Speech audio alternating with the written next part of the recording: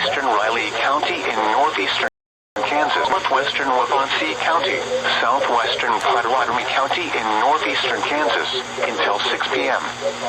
At 5:16 p.m., a severe thunderstorm capable of producing a tornado was located near Ogden, moving northeast at 30 miles per hour.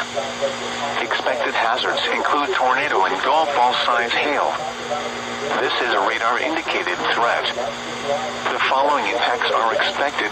Flying debris will be dangerous to those caught without shelter. Mobile homes will be damaged or destroyed. Damage to roofs, windows, and vehicles will occur. Tree damage is likely. Locations impacted include Manhattan, Ogden, and St. George. This includes Interstate 70 between mile markers 304 and 320. Take cover now. Move to a basement or an interior room on the lowest floor of a sturdy building. Avoid windows. If you are outdoors, in a mobile home, or in a vehicle, move to the closest substantial shelter and protect yourself from flying debris.